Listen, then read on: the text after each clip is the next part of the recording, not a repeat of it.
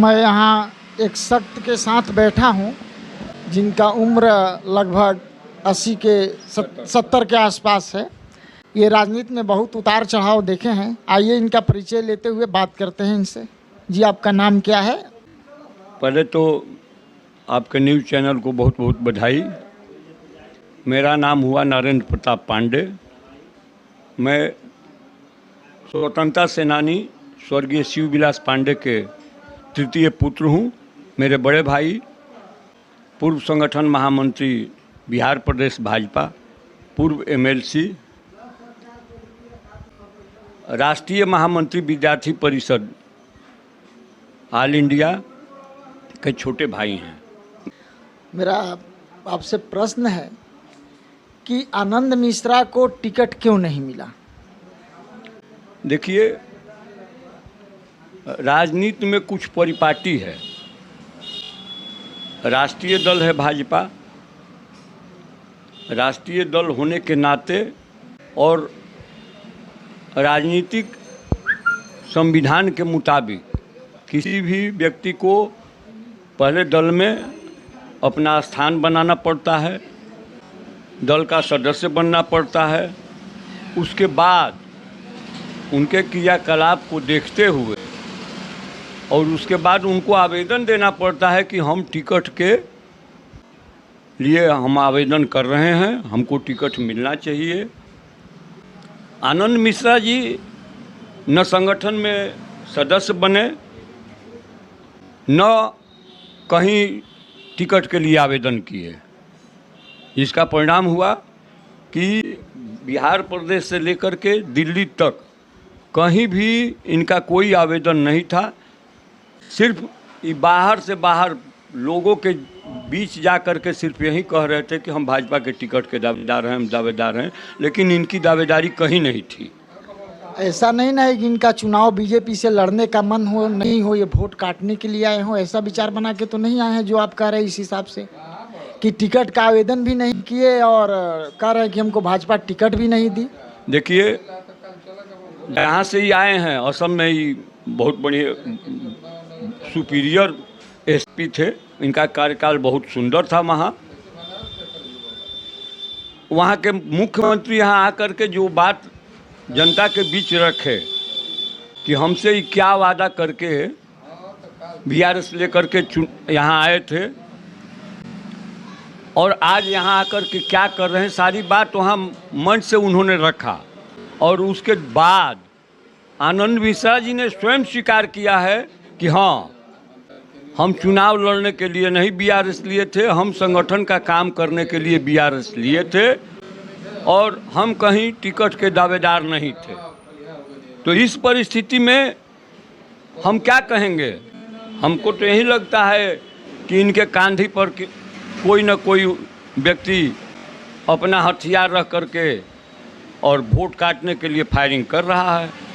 और जो जनता इनके साथ घूम रही है, आप मीडिया के हैं, आप स्वतः आकलन कीजिए कि कौन कौन व्यक्ति हैं जो इनके साथ घूम रहे हैं और उनका पुराना रिकॉर्ड जो है वो क्या है, किस दल के हैं, किस परिस्थिति में इनके साथ घूम रहे हैं।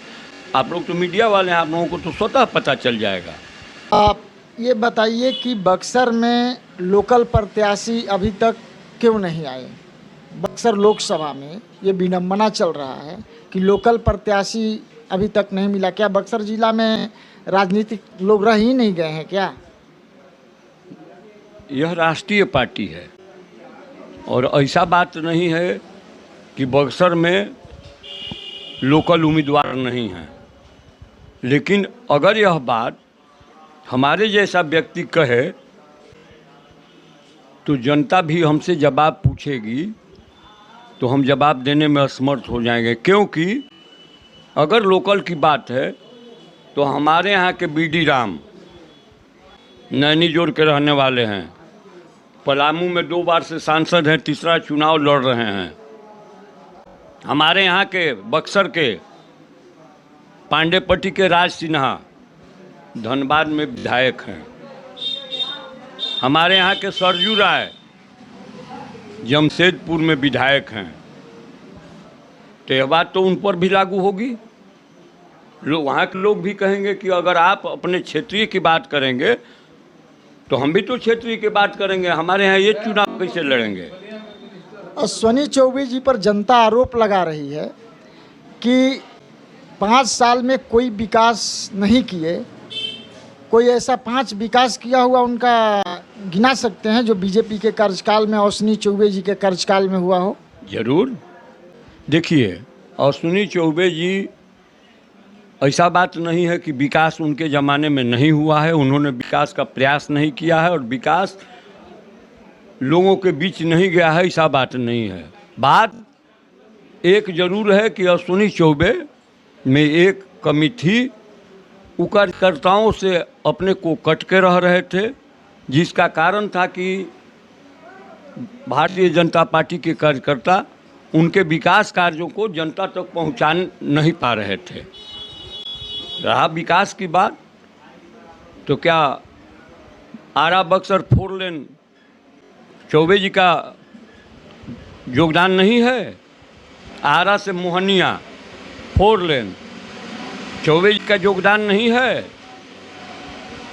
इंजीनियरिंग कॉलेज हमारे सुदूर देहात में केसठ प्रखंड के सीधीपुर में बना है, क्या उनके प्रयास से नहीं बना है?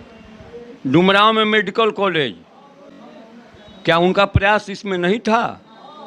ऐसा बात नहीं है कि उन्होंने विकास नहीं किया है। हाँ, रहा सवाल वहीं की वो कार्यकर्ताओं से कट के रह रहे थे, जिसका परिणाम हुआ कि कार्यकर्ता उनकी बात जनता के बीच नहीं पहुंचा पाए। जनता में उनके प्रति जरूर आक्रोश था, जिसका परिणाम हुआ कि उनका टिकट कटा। जनता का आरोप है कि सभी पैसा लेकर वो भागलपुर भाग गए, अश्विनी चौबे जी। क्या ये बात सत्य है? आप मीडिया के बंधु हैं, क्या कोई लोकसभा सांसद अपने क्षेत्र को छोड़ करके वो पैसा किसी दूसरे क्षेत्र में लगा सकता है? संविधान में कहीं? एक और अफवाह चल रहा है जो आप नहीं पूछ पा रहे हैं, लेकिन उसके बावजूद भी हम बता रहे हैं।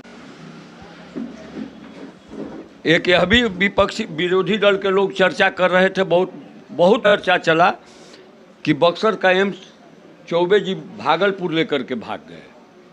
एम्स बनाने की कुछ प्रतिक्रिया होती है, मेरा मतलब वही था पूछने। हाँ, तो ये भी जान लीजिए, एम्स के लिए कुछ प्रोटोकॉल होता है और उस प्रोटोकॉल के अंतर्गत ही एम्स बनता है। उस प्रोटोकॉल के अंतर्गत बक्सर में स्थान एम्स का नहीं था। एम्स पटना में बना हुआ है। और जो लोग कह रहे हैं कि भागलपुर में, आप ही से हम पूछते हैं, क्या वो एम्स भागलपुर गया है? वह एम्स दरभंगा गया है।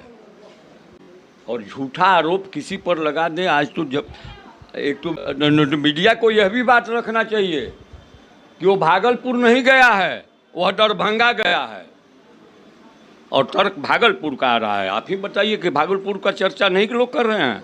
कर तो रहे हैं। तो भागलपुर कहाँ एम्स गया है? आप ही से पूछते हैं, आप बताइए। एम्स दरभंगा गया है। जमीन के अभाव में नहीं बन रहा था, जमीन मिल गया है, काम लग गया है, काम हो रहा है। RSS न्यूज़ 24 से बात करने के लिए धन्यवाद। आपको भी बहुत बहुत धन्यवाद। और हम चाहेंगे कि सही बात जनता के बीच मीडिया के लोग पहुंचाएं और जनता को जो भ्रम पड़ी है, जनता का भ्रम टूटे। इसके लिए आपको धन्यवाद।